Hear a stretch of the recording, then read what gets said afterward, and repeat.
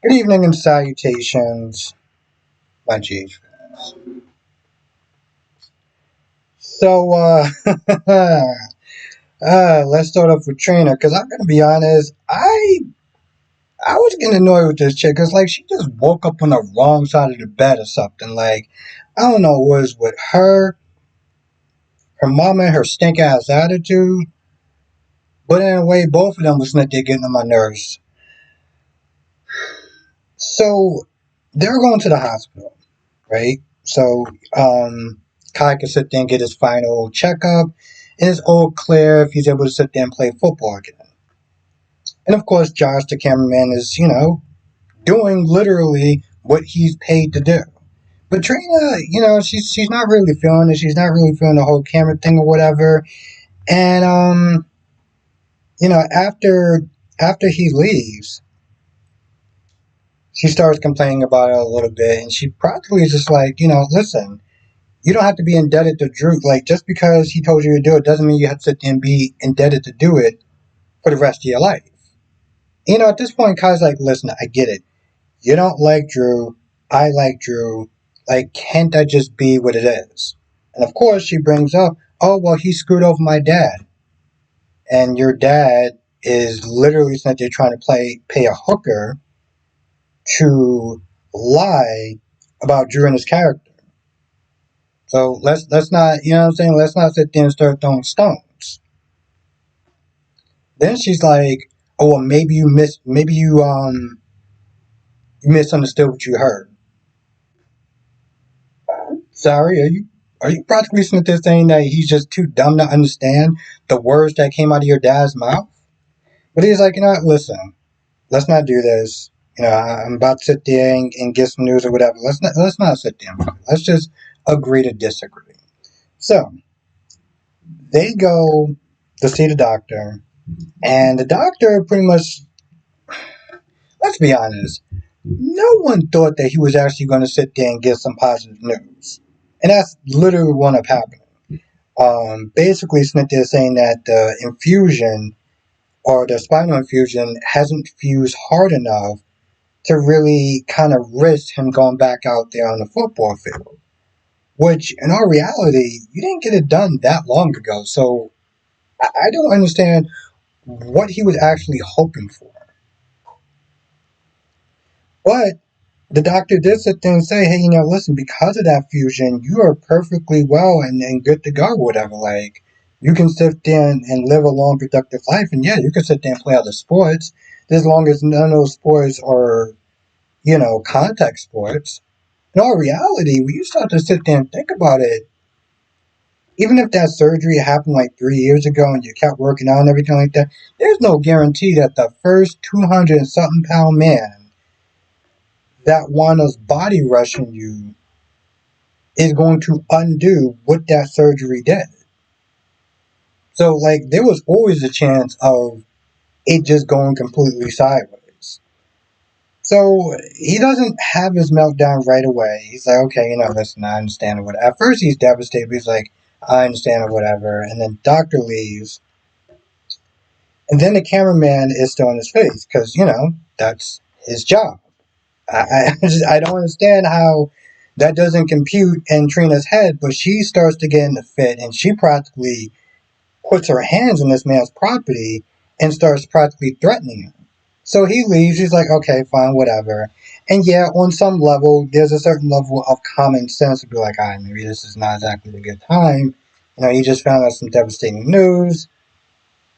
Maybe I should sit there and take a step back. But again, the dude is just literally doing his job. So he winds up leaving. Kai is devastated. He starts to break down a lot more. And, he's just like, I don't know what my future's at. Like, all his life, he spent all his life practicing and honing his skills and everything like that to play football. That was his goal. And so, he's heartbroken and everything. And then Trina goes back to Porsha and start bitching and complaining about Drew. Because apparently now it's Drew's fault that um Kai got his hopes up. When I'm like, no one could sit there like again, it's like she just woke up on the wrong side of the bed. She's like, "Oh my god, I hate him." I was like, "Girl, hate is such." I was like, "I don't, I don't." When some people sit there and say that they hate someone or whatever, like that's like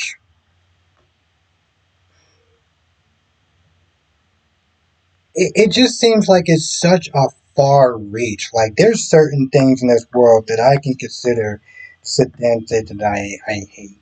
You know, gun violence, war, poverty,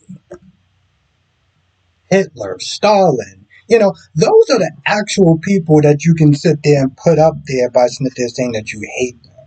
But what do you even really hate Drew for? Because he never actually promised Kai that he could sit there and play football again.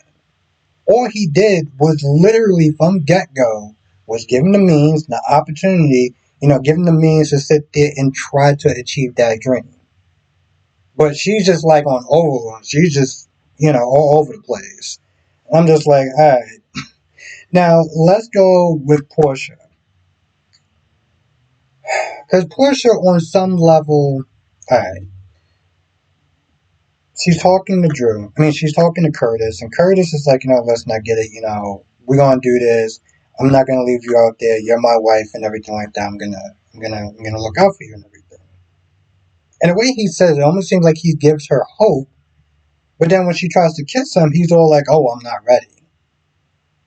And she's like, "Okay, fine. Listen, I get it. I gotta earn that trust back or whatever. Just promise me that you're gonna give me the opportunity to do that." Jordan comes in, and Jordan's like, "Oh, I'm sorry. Am I interrupting?" Well, Jordan, if you felt like you was interrupting, why do you just not call this man? Call, text, something. You just show up and then you see him with his wife and you're like, "Oh my god, I hope I'm not interrupting." It's like, really, Jordan? But this time Porsha gets upset with Jordan, like, "Yeah, you are." Kurt's like, "Listen, I gotta talk business. I'm not trying to kick you out, and we need to sit there and have this later on. We have more time, and it's in a more private setting." She's like, "Okay, fine." And she says something slick to Jordan, and then she walks out. And part of me is like, on one level, I'm like, I don't understand how you sit there getting upset with Jordan when you are the one that practically fucked up your marriage. We're not going to sit there and get upset with her for the damage that you caused your marriage again, right? But then on the other hand, you know, having somebody, you know what I'm saying, you're going through your marriage issues. They're accessing it, they're hanging around. I understand it's like business and stuff like that, but it's like it's all the time. You know what I'm saying? Like I don't know. I don't know how I would feel if I constantly have to sit there and be watching my wife always being around her ex. Especially if you're going through a difficult time and you see them just hanging out, you like, yeah, part of that shit is gonna sit there and set you off. So part of me is like, I don't know exactly how much I could sit there and check her for on that. And of course, she talked to Isaiah. Isaiah, I felt like he did kind of overstep when Rick was going to ask him where was Liz at and everything like that, and is she okay and stuff. And Isaiah was like, "Oh, well, listen, Lucky's my boy, so I'm gonna sit there and always look out for Liz." I'm like, okay, I don't think you really know their history. You haven't really been in Port Charles that long, and you sit there. I feel like he kind of like. Also, Liz is a grown ass woman. She can sit there and handle it. Like, what does that mean? No, if you screw over or something like that. Part of me was kind of like you. I felt like kind of overstepped a bit. I understand the idea and the gesture, but yeah. But then he talks to Porsha, and Porsha's like, "Hey, listen, I get it. Like she's a big girl and everything like that. I would definitely check on her." And they talk about Liz and her love for Lucky and how that's not going to change, regardless of where they are in their lives. And she's like, "Yeah, I get that." And alluding to Jordan, just kind of, you know, always being there and wondering if Jordan has any lingering feelings for for Curtis. Now, You know, a lot of times when I do my live streams, you know, one of the things that people sat there and said was like, if you look at this, part of me could sit there and see it. You know, some of my subscribers have sat there and said that Porsha took Jordan's man. I don't look at it that way. I felt like Demaris is off, and then, you know, he picked things up with Porsha. But, you know, if you look at it from that side, you know, you look at it from that side where you're like, oh, you know, this chick isn't there hanging around all the time and stuff like that. I was like, well, when they were going through their issues, where the hell were you at? Oh yeah, you were hanging around Curtis. They were having their little, you know, their problems and stuff like that. And now I'm kind of just like, now you know how it feels. Yeah, it's not fun, is it? Um, Jordan does sit there and call Anna because there's a point where Curtis is like, I don't know if me and Portia's gonna last. And I'm kind of like, man, you're a real shitty husband. You know that you are a real shitty ass husband. Like your sickness and health in good times and bad. Did that just like did that part of the vows just like kind of skip your head or something? Like did you was you just going through the motions with the vows because yeah, I get it. She messed up, right? She should have trusted you, and she didn't. She apologized and everything like that. She's willing to own it. She's willing to sit there and work on it. And you practically like, oh yeah, no, you got to go. You're doing the same shit that you did to Jordan, and now it seems as though you know because Jordan isn't really with Isaiah. And you know, there was one point she almost seemed like she wanted to get back to Kevin. I'm like, I don't understand why you I understand why some of you women are constantly why those two women are constantly saying that they're trying to get with Curtis.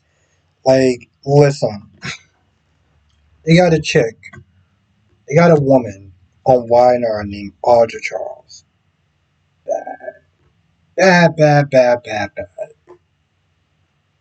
But you know, I'm watching this Dumas story, and there's a point where they're just on a train, and I gotta sit there and tell you that chick is obnoxious as holy sh! I wish I would have been drinking because I felt like that was it was so tough to sit there and get through it because just her personality alone.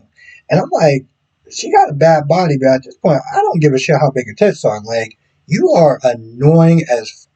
I don't think I could sit there and be in the same room as her under 4 minutes without losing my goddamn mind. So I get why women like him on a appealing level.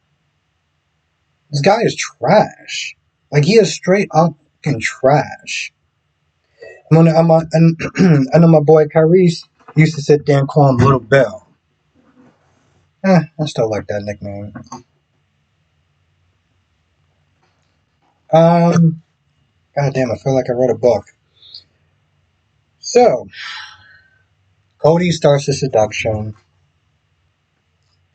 Christina gets called to Liz's place. And, you know, Liz, when she gets there, Liz called Christina because Alexis is sitting there talking to Liz about the accident.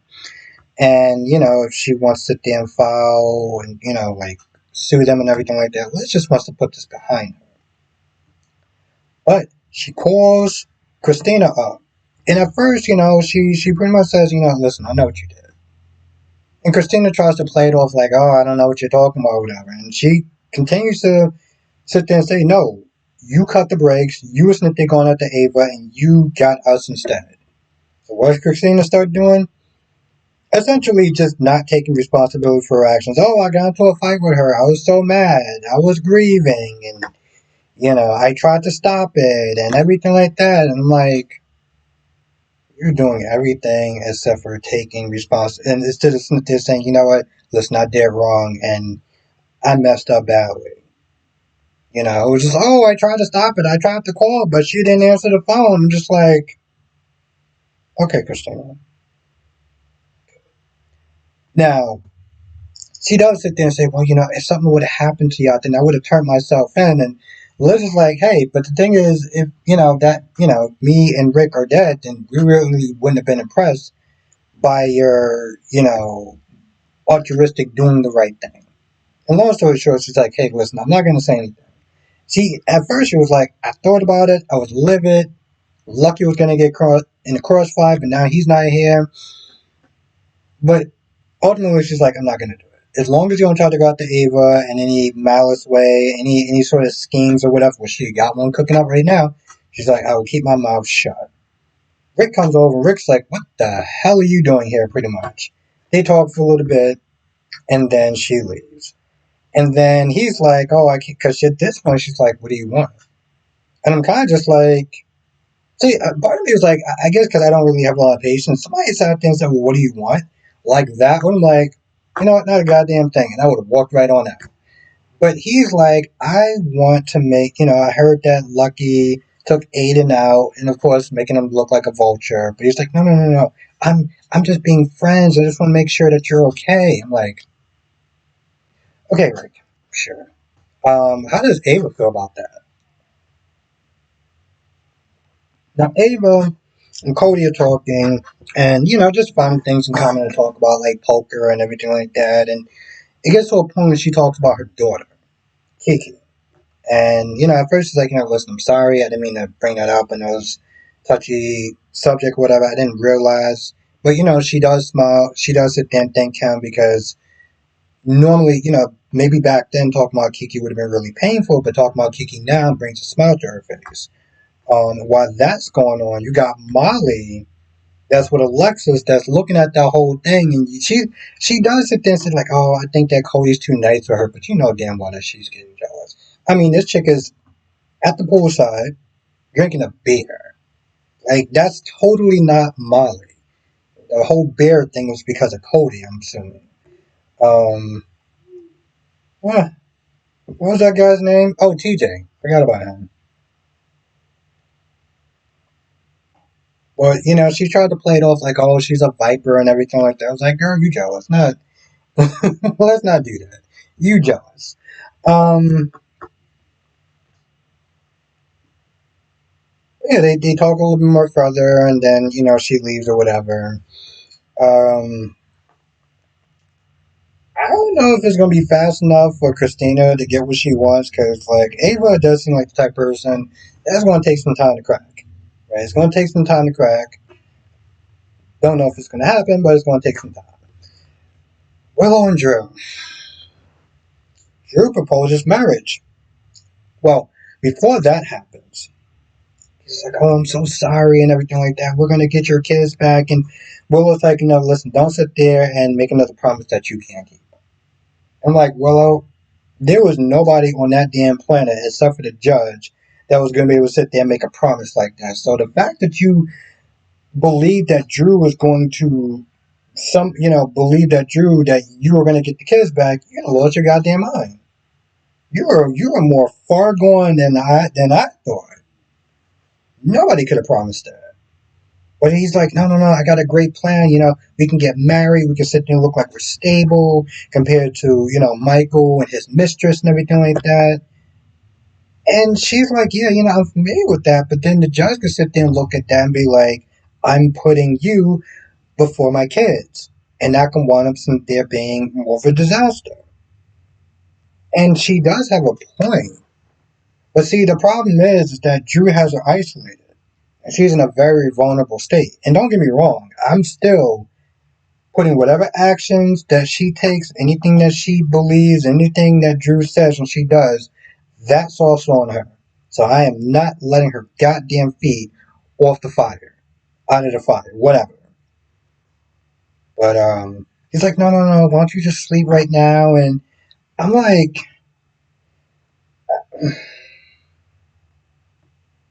and this time he's like, well, I can't promise that you're gonna get your kids back, but as long as you get married and it works out for you, that's all you really care about. See, that's the part that's so sickening. Like his version of love is not. It's a very twisted version of love because he'll love her as long as it benefits him. right now is not benefiting him because, well, let's be honest, she's not really useful to him. The minute she gets her kids back and she's all in La La Land, they'll sit there and go right back to believing everything that Drew says and does. And she's still under this idea that Michael's being deceitful and, he's being dishonest and everything like that and tricking Wiley. And I'm like, this is the reason why Michael's like, I can't trust you around the kids. And, as much as I do not like a woman that they're losing her children, if that mom is unfit and she is just ignoring the people in her life that can cause her children harm, that's a problem. That is a absolute problem. And I've seen situations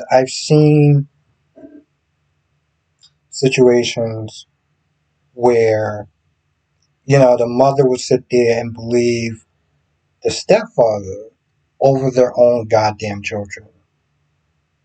And it is just a very sickening scene. So as much as I like Willow, I'm like, Michael has a point. He can't trust you with the kids, and given your present company, I can't blame him. Now, Sasha asked Michael, is he going to go back on the original agreement? And he's like, no, I'm not going to do that. Because at first he's like, are you really going to sit there and cut me out of my daughter's life? Like, no, no, no, no, no. She'll know who you are. She just won't have any of your interactions with you. I'm just going to sit there and raise her by myself. Did you produce that damn child by yourself? Like, there's something that don't sit right with me. And another thing that don't sit right with me is that the way that she talks to Michael, it feels a bit manipulative. Like what Willow would do. Willow counted on Michael's good nature, his kind-heartedness. Like, oh, you'll let me see the kids this time. Oh, the kids belong with me. And Sasha is doing the exact same goddamn thing. And that's another reason why she sat there and when she was like, oh, I have every right to sit there and judge you. First of all, I was like, the fuck you don't. And the second of all, you're doing the exact same thing that Willow's doing in a sense. And I don't mean verbatim. I'm talking about the tone of her voice. The googly eyes that she gives him, the innocent eyes, like, well, you're not going to do that to me, right? You're not going to do that to poor old me, right? Because you know that he's going to look out for you. You know he's not going to sit there and be like, you know what, I really do want to see my damn child. And I don't think this is right. But he agrees. And he agrees because of the way that she's up there playing him. What else we got? What else do we got? Well, it's 23 minutes. I feel like we have everything. Of course we have everything. It's 23 goddamn minutes. Oh, and then Kai comes to Drew's place and tells him about how the documentary is not going to turn out the way that he wants it to. I feel like that's pretty much about it. I don't know. I don't know if I'm actually going to do a stream tonight because it is getting pretty late. I still have another review to do, and I still have 2 other soap operas to do after that, and I do have to wake up kind of early. So I don't know. I don't know. I was gonna sit there and try to do it, but it's just gonna be late. So I'll see how I feel after I finish watching and doing Beyond the Gates review. Um, it's like originally I was going to sit there and just be like, listen, tonight and tomorrow I'm not going to do a live stream, but then Friday I'll be able to do one. I'll get home a lot earlier, be able to watch the soaps and just kind of just be done. I also don't like sitting there rushing stuff. And that means also with Beyond the Gates as well. But yeah, I'll put out a post just to confirm if I'm actually going to stream tonight or not. But if I missed anything, write in the comment section below. Let me know what your thoughts are, and I will see you in the next video.